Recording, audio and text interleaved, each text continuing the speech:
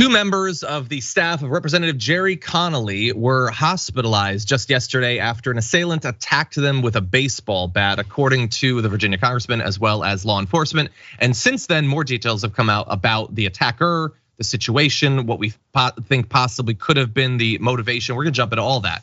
49-year-old Fairfax arraigned earlier today by video hookup. Charges include aggravated wounding and malicious aggravated wounding for the baseball bat attack.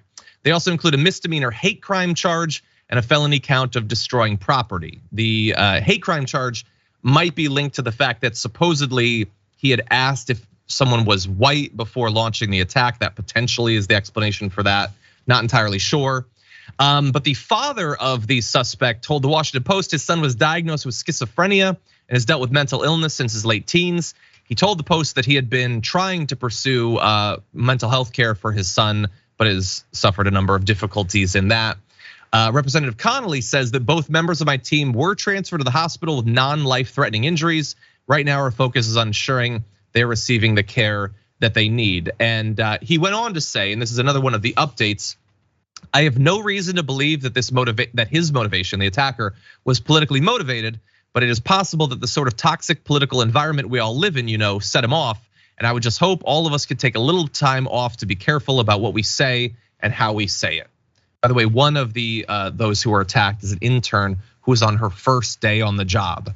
I don't know why that makes it worse, but it feels like it makes it worse. There's no better or worse in this situation. It's all bad.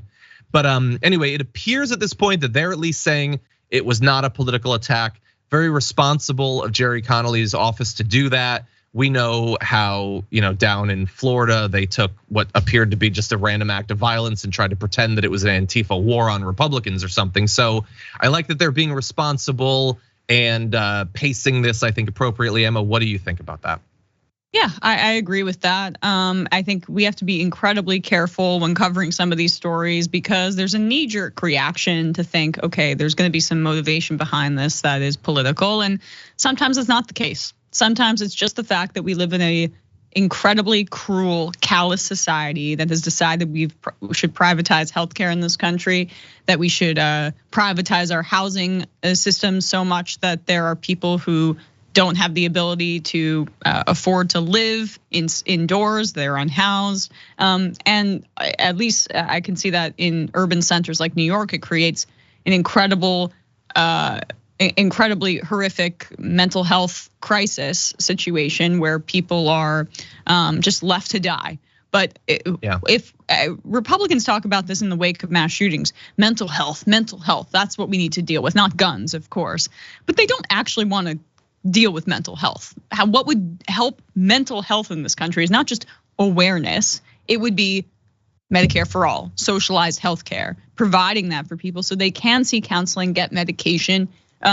When they might have a barrier to entry, most likely they do if they're not able to get care. That is the cost, and these kinds of things are going to happen frequently in our society because that's what we've constructed here. Yeah. Minor knee-jerk reaction would have been that it's some sort of attack because we've seen multiple attacks like this on the representatives, their families, their staffers recently. I mean, everybody seems to have forgotten the devastating attack on the Pelosi's, not that many months ago that was immediately turned into just a hilarious joke by the right. They were dressing up for Halloween as the person who tried to murder Nancy Pelosi and her husband. But this doesn't appear to be one of those cases. I will say though, on the political side, we often hear in the wake of mass shootings, what is the point of banning a gun? Because if they don't have a gun, then they'll just get a hammer or they'll get a knife or maybe they'll get a baseball bat. Well, in this case, while I can only imagine how horrifying someone attacking you with a baseball bat is, they are hospitalized, it's devastating. They might be injured or influenced by that for the rest of their life. They are alive. If this guy had had an AR-15 instead of the baseball bat, do we think that they would be alive? Do we think that other people in the area would be alive? Which do we think the deranged attacker would have preferred to have had? Because we're supposed to believe that, whatever. You just take what you get, it's all the same. It doesn't really matter at the end of the day. In this case, it appears to have mattered. And people's lives might have been saved by the fact that this guy did not have access to a gun like that.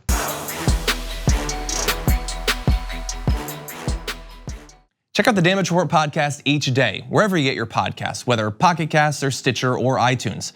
You can join me as I give you the news and stories you want, with a range of co-hosts and interview guests jumping in on the fun each day. Again, that's the Damage Report, wherever you get your podcasts. And if you get them at iTunes, don't forget to rate and review. Sometimes I'll read them live on the show.